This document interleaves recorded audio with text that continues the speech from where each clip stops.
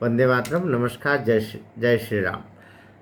राजनीति में कई सारे फिल्मी पर्दों के लोग, टीवी स्क्रीन्स के लोग आते हैं और उनका अपना रंग रहता है। ज़्यादातर कुछ दिन रहते हैं और उनका रंग फिर फीका पड़ने लगता है। वो वापस अपनी दुनिया में लौट जाते हैं। बहुत से लोग आए, पहले से भी आते हैं। दक्षिण भारत में तो खूब आए और उत्तर भारत में भी आपका धर्मेंद्र, हेमा मालिनी, सन्नी देओल और अभी आपके मनोज तिवारी और अभी वो हिमाचल प्रदेश से एक सांसद कंगना रनावत और बहुत सारे। उसमें एक नाम और बीच में आया, यदि वो सीधा फिल्मों से नहीं था, वो था सीरियल से। वो थी सास भी कभी बहू थी। इससे जुड़ा हुआ एक नाम था स्मृति ईरानी का। स्मृति ईरानी एक बिंदास अभिनेत्री जो आते ही पर्दे पर छा जाया करती थी। बल्कि कह सकते हैं कि सास भी कभी बहू थी, ये जो सीरियल चला था, इस सीरियल की में जो प्राण तत्व था जिसके कारण से सीरियल खूब लोकप्रिय हुआ, उसमें स्मृति ईरानी के चेहरे का और उसके अभिनय का, उनकी प्रस्तुति का बड़ा हाथ था। चला, सीरियल भी खूब लोकप्रिय हुआ। यद्यपि इसमें सामाजिक विघटन, परिवार के ऊपर चोट, बहुत सारी चीज़ें के आरोप लगे और अभी भी लगी रहे हैं कि ये जो सीरियल हैं ये कुल मिला के हमारे ख़ास तौर से हिंदू परिवारों को तोड़ने का काम कर रहे हैं और परिवार में एक विखंडन पैदा करते। ये एक अलग विषय है, हम फिर कभी इस पर बात करेंगे। अभी स्मृति ईरानी 2014 में पहली बार वो राजनीति के फलक पर आई। सास भी कभी बहू थी इस सीरियल से निकल करके। उससे पहले विरुद्ध वगैरह वगैरह छोटे मोटे और सीरियल में वो दिखाई देते थे, लेकिन इसी से उनकी पहचान बनी। यहाँ आई वो ईरानी नाम से लगता है कि वो हिंदू नहीं होगी, लेकिन आपको ये जानना चाहिए कि वो विशुद्ध हिंदू है। बंगाली परिवार से वो रही है और दिल्ली में पैदा हुई। अजय कुमार मल्होत्रा उसके पिताजी थे। उनकी माँ ज़रूर हिंदू तो थी, लेकिन वो बंगाली थी। और शिवानी बागची करके, और बहुत ही धर्मपरायण, गीता शास्त्र पुराण वे बड़ी अध्येता उसकी रही हैं। तो एक अच्छी सनातनी माँ पिता के संतान ये रही है और इसीलिए एक धार्मिक प्रभाव, एक अच्छा संस्कार स्मृति ईरानी पर दिखाई देता है। ये एक पक्ष है। लेकिन राजनीतिक पक्ष की बात करें, 2014 में आई और धूम धड़ाके से आई और उसका प्रभावशीलता सामने खड़ी हुई वो सोनिया गांधी के राजकुमार के सामने, इटली के भांजे के सामने, तथाकथित नकली गांधी परिवार की ये संतति। जो सत्य है वो हम बोल रहे हैं। कुछ लोग कहते हैं कि आप व्यंग में बोलते। व्यंग में नहीं बोले तो क्या बोले भाई? जब देश पर तुम व्यंग कर रहे हो राजनीति में विपक्ष के नेता होकर के, तो हमारा इतना हक बनता है कि हम तुम्हें तुम्हारी जगह बताएं जनता के सामने, कि जनता के सामने तुम्हारी वास्तविक स्थिति और वास्तविक जगह क्या है। तुम कतई आदर के पात्र नहीं हो, क्योंकि तुम मोदी का विरोध करते करते देश का विरोध करने लगे हो, भारत माता का विरोध करने लगे हो, इस राष्ट्र का विरोध करने लगे हो। इसे राहुल, तुम अगर मुगालते में हो कि देश की जनता तुमको प्रेम करती है, तो कुछ विधर्मी और विद्वेषी और इस देश का भला न चाहने वाले ही तुमको चाह सकते हैं। देश को प्रेम करने वाले व्यक्ति नहीं चाह सकते। हम बात कर रहे हैं।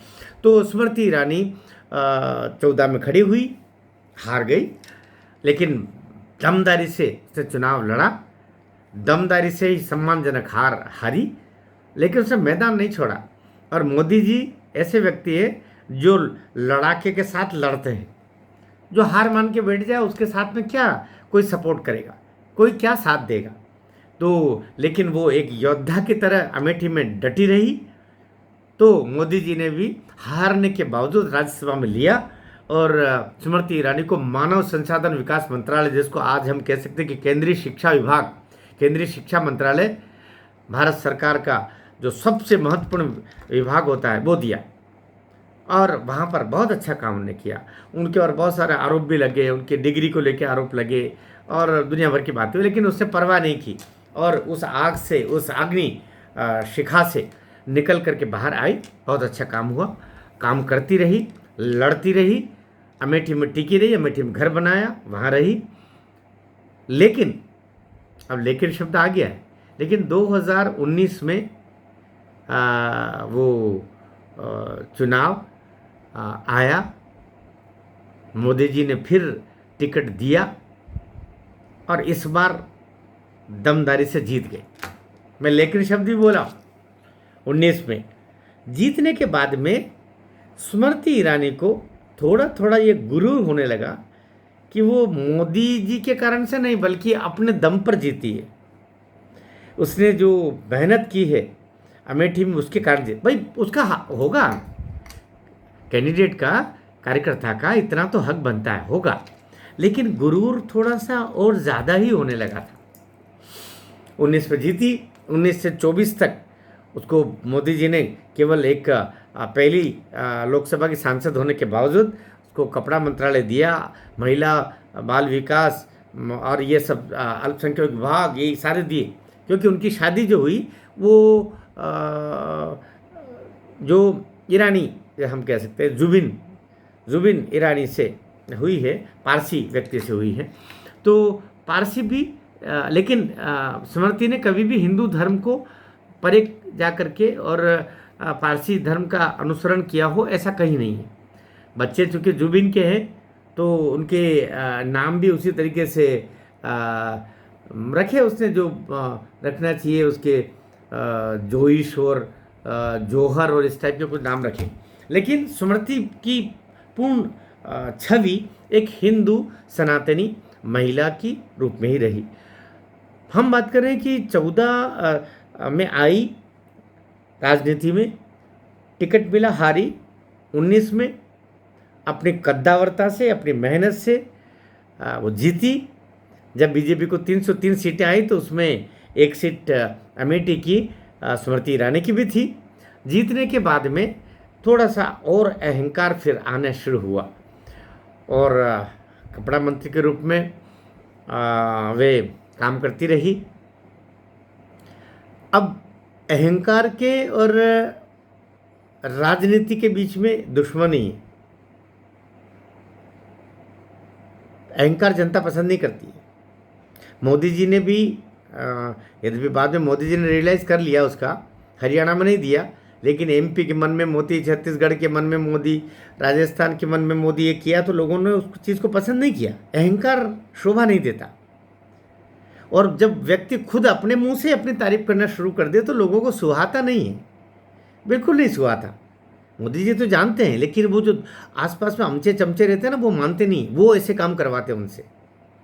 इसे फिर झारखंड में उन्होंने नहीं दिया, लेकिन झारखंड की जनता ने, लोकसभा में चूंकि 240 आए थे, मोदी जी का उतरा हुआ चेहरा झारखंड की जनता बर्दाश्त नहीं कर पाई और झारखंड के, मैं क्षमा कीजिएगा, हरियाणा में बराबर जीती, बीजेपी जीती, जबकि स्वयं मोदी जी को, अमित शाह जी को, बीजेपी को भरोसा नहीं था कि हम 48-50 सीटें लेके आ जाएंगे, लेकिन जीते हरियाणा की बात कह रहा हूँ मैं। तो जबकि हरियाणा के मन में मोदी ऐसा वाक्य नहीं बोला गया था, और बल्कि 2-3 दिन 4 दिन पहले मैंने कई वीडियो में बोला कि बीजेपी खुद वहाँ से चलती बनी थी अपने बोरी बिस्तर बांध करके, हम तो यहाँ से हारेंगे, और कांग्रेस ये मान के चल रही थी कि हमारी सरकार बन रही है, हम जीत रहे। लेकिन जीती बीजेपी, जीती विनम्रता। मोदी जी का जो उतरा हुआ चेहरा हरियाणा की जनता बर्दाश्त नहीं कर पाई, और फिर उस समय योगी जी का वो जो जादू चला, बटेंगे तो कटेंगे, ये उसी समय का, फिर हम कहीं भटक नहीं जा, हम लौट के आते हैं। तो स्मृति ईरानी 2019 से 2024 के मध्य वो विभिन्न मंत्रालयों को काम करती रही, लेकिन अहंकार आता गया, अहंकार अच्छा नहीं लगता।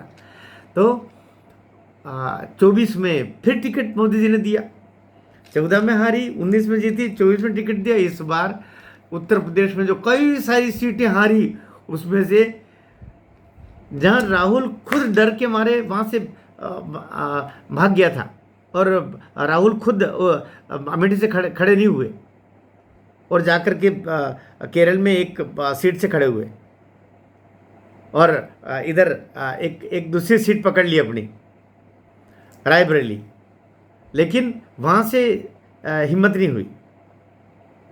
लेकिन अब देखिए कि कुल मिलाकर के हिम्मत हुई है और हारने के बाद रियलाइज़ हुआ। ऐसा मान के चल रही थी स्मृति ईरानी कि उनको फिर से राज्यसभा में लेकर के मोदी जी कोई न कोई मंत्रालय देंगे या ऐसा कुछ करेंगे, लेकिन इस बार नहीं हुआ। क्यों नहीं हुआ, सवाल अब आता है। अब सुनना महत्वपूर्ण है। होता ये कि मोदी जी निकले हैं संघ की पृष्ठभूमि से, निकले नहीं, अभी भी हैं, संघ के प्रचारक हैं। और संघ के प्रचारक को, खासतौर से प्रचारकों को, यह न केवल समझाया जाता है बल्कि हर प्रचारक वैसा ही बन जाता है कि वो एक स्थान से जब दूसरे स्थान पर जाता है तो पहले स्थान पर रहने वाले सारे लोगों का से प्रति वो विमुख हो जाता है, मुंह छोड़ देता है। वो अगली जगह जाकर के फिर वहाँ का काम संभाल लेता है। जिस तरह एक कलेक्टर या एक अधिकारी एक जगह काम करता है, वहाँ से अगली जगह जाता है तो पहली जगह का मुंह पूरा छोड़ देता है और अगली जगह पर जाके अपना काम शुरू कर देता है। संघ में भी ऐसा होता है। तो अपन कहते हैं ना कि मोदी जी अपने कार्यकर्ताओं का कभी ये नहीं, दरअसल उनको संघ सिखाता ही है। ये व्यक्ति से काम लेना था या व्यक्ति का उपयोग था, हो गया, आगे बढ़ो, दूसरे को अवसर दो। तो आप पट्टा लिखा के नहीं आए हैं कि आप कोई निरंतर देते रहेंगे। एक अहंकार भी आने लगा था, विनम्रता कम होती गई थी स्मृति ईरानी जी की, साथ ही अहंकार का समावेश हो गया था। फिर मोदी जी ने देखा कि आपको इतना समय दे दिया, किसी और को अब अवसर दिया जाए, तो अरुण गोविल आ गए। तो इस तरीके से स्मृति ईरानी का खुद का, अब वो वापस सीरियल में जा रही है और सास भी कभी बहू थी, अब तो खुद ही वो सास बनने की बेला पर है।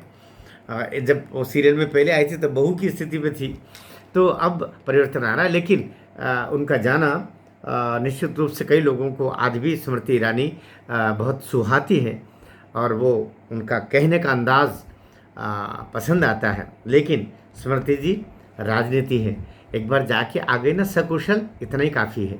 फिर वहाँ जाने का सोचोगे, अभी आपने वैसे बोला है कि मैं अभी भी राजनीति में हूँ, बने रहिएगा, लेकिन और मोदी जी का सहयोग भी कीजिएगा, बीजेपी का सहयोग भी कीजिएगा। लेकिन आपने बहुत खूबसूरती से वहाँ से निकल के आई हो और निकल के वापस अपने पुरानी जाजम पर बैठ कर के काम शुरू कर दिया है, ये लोगों को अच्छा लगा है।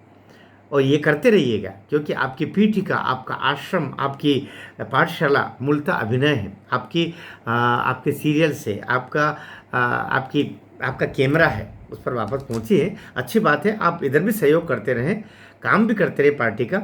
जब आपको भेजे वहाँ जाइएगा चुनाव प्रचार में।